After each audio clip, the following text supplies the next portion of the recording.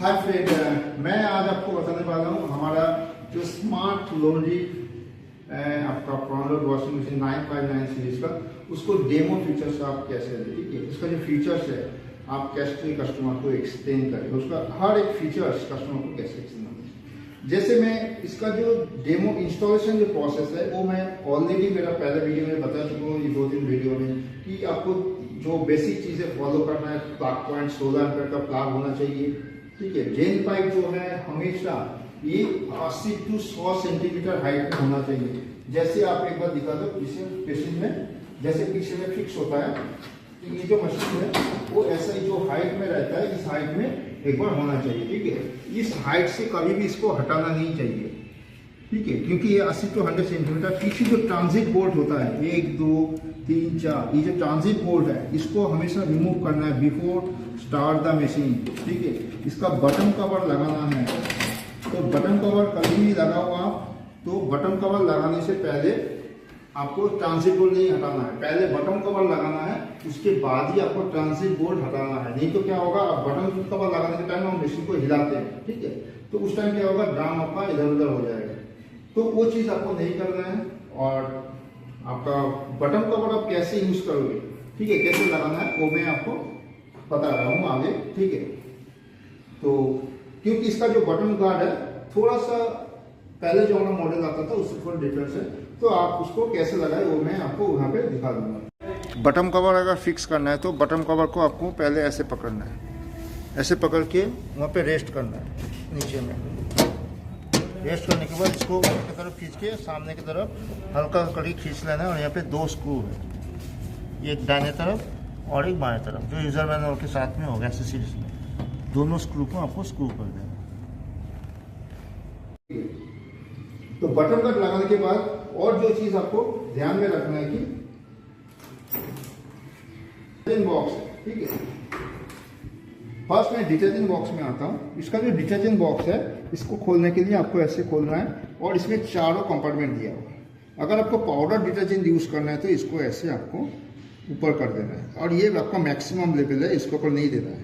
ठीक है, आप बेसिकली कस्टमर को हमेशा यूज करो तो मैटिक डिटर्जेंट यूज करने के लिए, क्योंकि बिना मैटिक जब झाग ज़्यादा होगा तो क्या होगा, मशीन में आपका वाटर लीकेज का प्रॉब्लम ज़्यादा होएगा और कपड़ा ठीक से क्लीन नहीं होगा। और अगर लिक्विड डिटर्जेंट कस्टमर दे रहे हैं तो उसको ऐसे रख सकते हैं।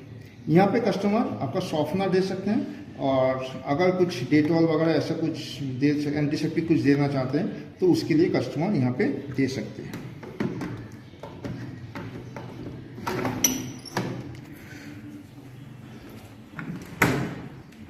तो ये आपका डोर ओपन क्लोज है। यहाँ पे हमारा एक सेफ्टी के लिए फर्स्ट अगर कभी डोर लॉक हो गया, पावर ऑफ हो गया, तो उस कंडीशन में यहाँ से आपको डोर को ओपन कर सकते हैं। ठीक है, यहाँ पे जो हुक दिया है यहाँ से आपको इसको खींचेंगे तो डोर ऑटोमेटिक अपना अनलॉक हो जाएगा। तो उसका पहले डोर ओपन करने से पहले आपको यहाँ से पानी को निकाल देना है। ठीक है, ये कैप को निकाल के यहाँ से छोटा सा कंटेनर रखो, उसके अंदर पानी को निकाल दो। नहीं तो क्या होगा, पानी सारा आपका इधर आ जाएगा, और गर्म पानी होगा तो वो अनसेफ भी है। और ये आपका फिल्टर जो है, ये फिल्टर को आपको खोल के कस्टमर को बोलना कि बीच बीच में खोल के इसको क्लीन करना है। ठीक है, तो नया मशीन में जब खोलोगे यहाँ से थोड़ा आपको पानी मिल सकता है, दैट इज नेचुरल, क्योंकि लैब में फैक्ट्री में ये मशीन टेस्ट रन होता है तो उस टाइम इसमें पानी जाता है। तो नया मशीन में ये क्वेश्चन रहता है कि नया मशीन में सर पानी कैसे मिलता है, क्योंकि ये जो हर मशीन लैब में वहाँ पे फैक्ट्री में टेस्ट होता है। ठीक है, तो उसके लिए इसके अंदर थोड़ा पानी रह जाता है, that is normal, no issue of that. ठीक है, अभी अगर मैं इसका डेमो के बारे में बताऊं तो फर्स्ट जो है ये इसका पावर बटन है। तो ये जस्ट टच बटन है, जैसे दबाना नहीं है, जस्ट इसको ऐसे आप टच करोगे तो ये आपका ऑन हो जाएगा। ठीक है, अगर पावर ऑन करने के बाद 2 मिनट तक आप मशीन में कुछ काम नहीं करोगे तो ऑटोमेटिक ये पावर ऑफ हो जाएगा। ठीक है, उसके बाद ये प्रोग्राम नाउ है। टोटल इसमें 12 प्रोग्राम है। ठीक है, एक कॉटन है, मिक्स है, एलर्जी केयर है, क्विक वॉश है, डेलिकेट है, रिफ्रेश है, आपका बेबी केयर है, बेडिंग है, अंडरवेयर है, स्पिन है, सेल्फ क्लीन है एंड रिमोट है। कॉटन मतलब जो हमारा कॉटन का कपड़ा उसके लिए।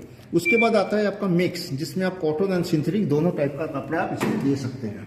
ठीक है, उसके बाद आता है एलर्जिन केयर, जो मेडिकेट कपड़ा है, पेशेंट का कपड़ा है। ठीक है, या कभी कभी कस्टमर को लगता है कि मेरे को इसमें एलर्जी है, ठीक है, तो उस टाइप का कपड़ा को कस्टमर यहाँ पे धो सकता है। उसके बाद आता है क्विक 15, मतलब क्विक वॉश, जिसमें कम गंदा वाला कपड़ा हो, डेली वॉश, मतलब हल्का सा गंदा हुआ है, रात को पहना है, सुबह उसको धोना है, तो ऐसे 4-5 कपड़ा उसमें धो सकते हैं।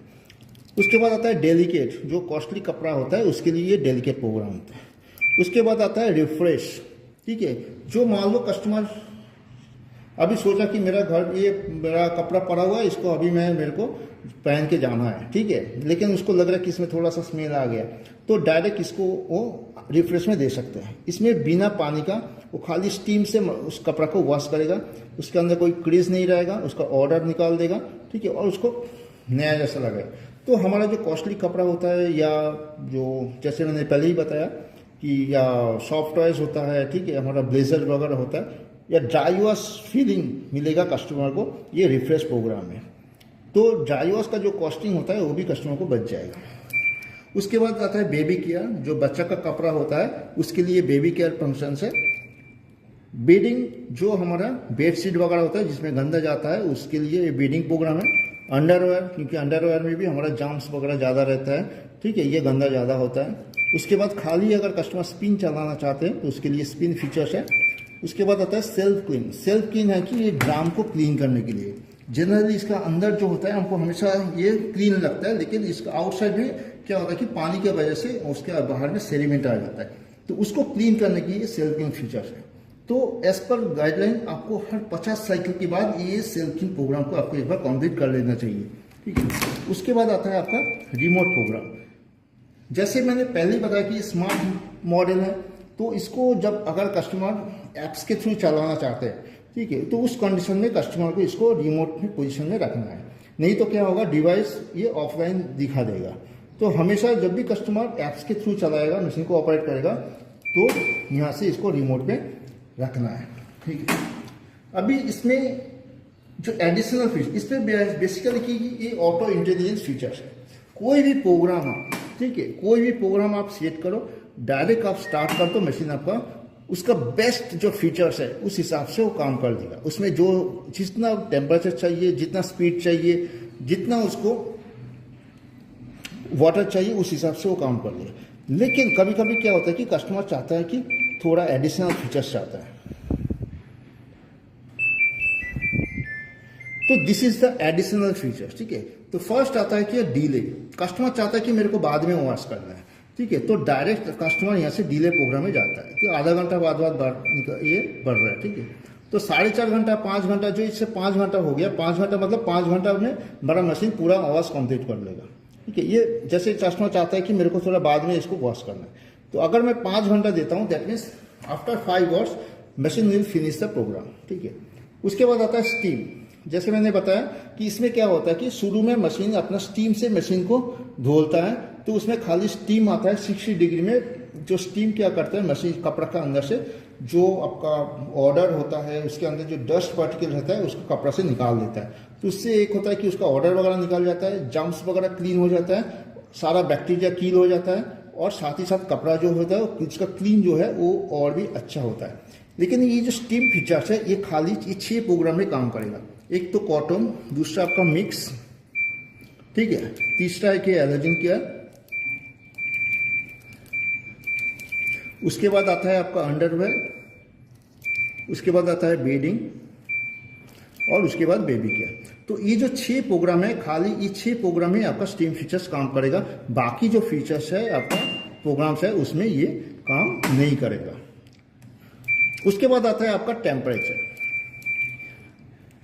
ये टेम्परेचर जो है कस्टमर हर प्रोग्राम के साथ साथ एक डिफॉल्ट टेम्परेचर सेटिंग दिया होता है। कस्टमर अगर चाहता है तो अपना रिक्वायरमेंट के हिसाब से उसको बढ़ा भी घटा सकता है, ठीक है। तो ये मैक्सिमम कितना जाएगा वो डिपेंड करेगा कौन सा प्रोग्राम कस्टमर सेट किया। जैसे कॉटन में आपका 90 जा रहा है, लेकिन अगर कस्टमर मिक्स में करेगा तो इसमें 90 नहीं जाएगा, क्योंकि बाय डिफॉल्ट मैक्सिमम टेम्परेचर इसमें 60 दिया हुआ है, ठीक है। तो सेम अगर हम डेलिकेट चूज करते हैं तो डेलिकेट में आप देखो टेम्परेचर 30 के ऊपर नहीं आएगा, ठीक है। तो इस हिसाब से कस्टमर कभी टेम्परेचर को बढ़ाना या घटाना चाहते हैं, अकॉर्डिंग टू प्रोग्राम कस्टमर ये टेम्परेचर बटन से कर सकते हैं। उसके बाद आता है आपका स्पीड, ठीक है।